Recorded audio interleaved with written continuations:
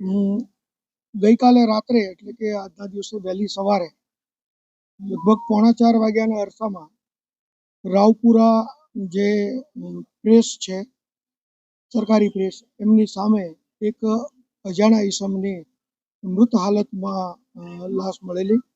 પોલીસને જાણ થતાં તાત્કાલિક પોલીસની ટીમ પહોંચેલી અને આ મરણ જનારની ઓળખ યશ ઠાકુરના નામે થયેલી.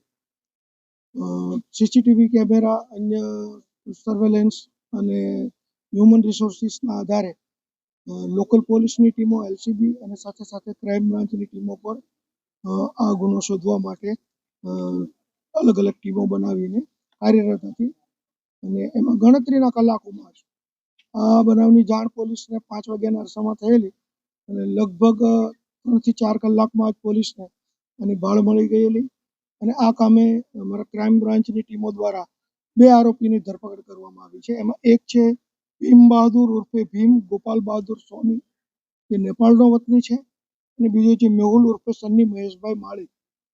આ બંને આરોપીઓને પૂછપરછ કરતા તેઓએ આમ તો એકબીજાના મિત્રો હતા.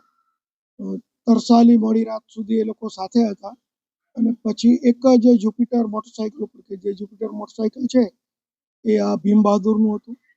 પેલો એસએસજી હોસ્પિટલની બહાર ચા પીવા માટે આવેલા, ત્યાં ભીમ બહાદુરના એક ભાઈની ચાની કીટલી છે ત્યાં, અને ત્યાં એ લોકોને અંદર અંદર મજાક કરતા બોલાચાલી થયેલી અને થોડી મારામારી પણ થયેલી. અને ત્યાં આ મરણ જનારે એક જુપિટર ઉપર નહીં બેસવાની પણ વાત કરેલી, પણ પછી એને સમજાવીને ફરી વખત બેસાડી અને આ ગુનાવાળી જગ્યા સુધી લાવેલા.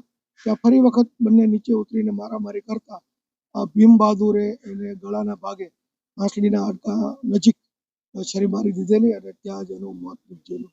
અને ત્યાર પછી આ બંને જે મહેશ માળી છે, મેહુલ માળી છે, એ અને આ ભીમ બહાદુર બંને જુપિટર લઈને ત્યાંથી નીકળી ગયેલા. આ બંનેની ધરપકડ કરી છે અને આગળની તપાસ જ્યાં રાવપુરાના પીઆઈ જાદવ કરી રહ્યા છે, એમને આ બંને આરોપી સોંપવામાં આવશે. આગળની કાર્યવાહી તેઓ કરશે.